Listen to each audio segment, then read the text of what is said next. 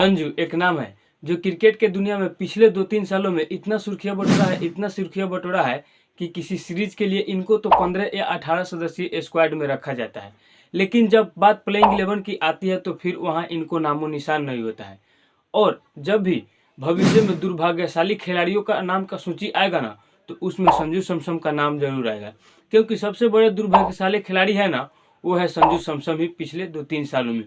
और सबसे कोई टूटा हुआ खिलाड़ी है ना, वो भी है संजू सैमसन, क्योंकि 2-3 सालों में इनको इतना तोड़ा गया है कि अब इनको खुद जुड़ना पड़ रहा है।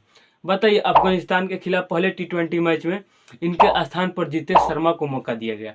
ये कहाँ का नाइंसाफी हो रहा है संजू सैमसन के साथ, ये तो हमें नहीं समझ में आ रहा है और संजू सैमसन को खुद नहीं समझ में आ रहा हो।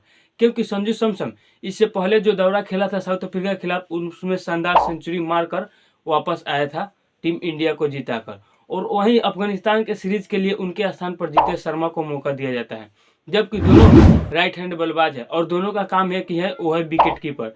संजू सैमसन कई गुना बेहतर खिलाड़ी है जितेश शर्मा से, वो नजर आता है और पिछले 2-3 सालों में उन्होंने खेल के दिखाया है। जब पिछले 2-3 सालों का इतिहास देखा जाता है संजू सैमसन के क्रिकेट करियर के बारे में, तो उसमें देखा जाता है कि संजू सैमसन को 18 या 15 सदस्यीय टीम के लिए चुना गया था, भारतीय टीम के लिए। लेकिन जब उनका बात प्लेइंग 11 में आती थी तो उन्हें जगह ही नहीं दिया जाता था और कभी कभी तो उनको बाहर ही कर दिया जाता था, मतलब कि स्क्वाड में ही नहीं रखा जाता था। लेकिन ऐसा संजू सैमसन के साथ ही क्यों होता है, ये हमें नहीं समझ में आता है। बताइए, इससे पहले जो कि भारतीय टीम के विकेट कीपर बल्लेबाज रहे ईशान किशन, उनके स्थान अभी तक सुरक्षित थे भारतीय टीम में, लेकिन अब उनको भी बाहर कर दिया गया है और इनके स्थान पर जितेश शर्मा को खिलाया जा रहा है, संजू सैमसन को टीम के स्क्वाड में रख कर भी। और वहीं बात करते हैं जिस समय भारतीय टीम के regular wicket keeper Rishabh Pant हुआ करते थे, जब उनका एक्सीडेंट नहीं हुआ था तो। और अभी उनका एक्सीडेंट होने के कारण वो तो भारतीय टीम से 2-3 सालों से बाहर ही चल रहे हैं। और 2-3 सालों में जो भारतीय टीम के लिए विकेट कीपर बन के आए हैं और उभरे हैं, वो है KL राहुल, उसके बाद ईशान किशन और अभी जितेश शर्मा। लेकिन जब बात संजू सैमसन की आती है तो उन्हें सीधे प्लेइंग 11 से ही बाहर कर दिया जाता है। लेकिन ऐसा काहे किया जाता है संजू सैमसन के साथ, ये तो BCCI वाले ही बता सकते हैं। ये ना हम जानते हैं ना संजू सैमसन जानते होंगे, क्योंकि संजू सैमसन ने पिछले 2-3 सालों में बहुत अच्छा क्रिकेट खेला है। और इससे पहले वाले मैच में भी जिन्होंने साउथ अफ्रीका के खिलाफ उसमें सीरीज में खेला था, उसमें सेंचुरी लगाया था।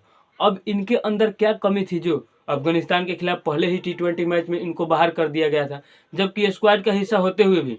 अगर स्क्वाड में नहीं होता तो भला मान लेते कि संजू सैमसन को ना खिलाया जाए, लेकिन अपने 15 सदस्यीय टीम में तो उन्हें चुना है और अभी उन्हें प्लेइंग 11 से बाहर कर दिया है। और जब संजू सैमसन की बात आती है तो फिर इन्हें भारतीय टीम में बहुत कम ही मौके मिलते हैं।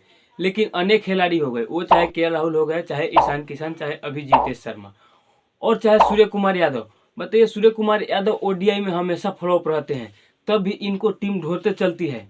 वहीं KL राहुल की बात करते थे, जब उनका बीच में फॉर्म खराब हुआ था तो भी उन्हें ढोआ करती थी। वहीं ऋषभ पंत ने जिस प्रकार से एक्सीडेंट के पहले भारतीय टीम के लिए खेल खेला रहा था, T20 में चाहे ODI में, उसे सूर्य आ रहा था, मार रहा था, जा रहा था, फिर भी उनको इतना मौका दिया गया विकेट कीपर के तौर पर कि कुछ कह नहीं सकते। वहीं अगर बात संजू सैमसन की आती है तो फिर इन्हें एक आध मैच में ही आजमाया जाता है और जब ये खराब खेल देते हैं तो फिर इनको बाहर कर दिया जाता है और इनके स्थान पर सीधे ईशान किशन या जितेश शर्मा जैसे खिलाड़ी को ला दिया जाता है। लेकिन संजू सैमसन को ही इतना कम मौका क्यों मिलता है, ये तो BCCI वाले ही बता सकता है ना। वहीं बात करते हैं IPL की, तो IPL में राजस्थान के कैप्टेंसी करते हुए नजर आते हैं संजू सैमसन और राजस्थान की टीम अच्छा खासा परफॉर्म भी करती है IPL में, आप सभी इतिहास उठाकर देख सकते हैं।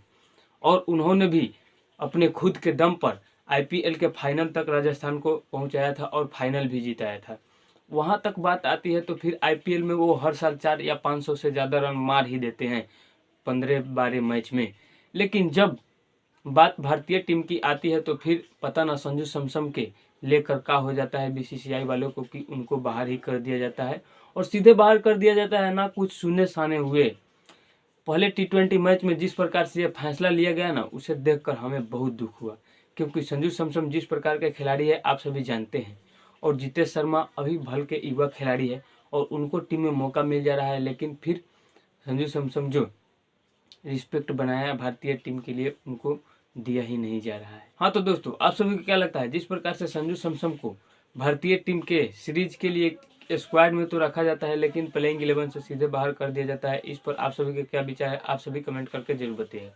दोस्तों जहाँ तक हम मानते हैं कि संजू सैमसन के साथ ऐसा नहीं होना चाहिए था, क्योंकि वो अभी साउथ अफ्रीका के खिलाफ सेंचुरी मारकर भारतीय टीम को सीरीज जिता कर वापस आ रहे हैं और उनके साथ ऐसा कर देते हैं तो फिर ये कहाँ का नाइंसाफ़ी रहता है बीसीसीआई वाले, आप सभी बताइएगा। और साथ में दोस्तों अगर आप सभी संजू सैमसन को दिल से सपोर्ट करते हैं तो वीडियो को लाइक, कमेंट, शेयर और साथ में चैनल को सब्सक्राइब भी कर दीजिएगा।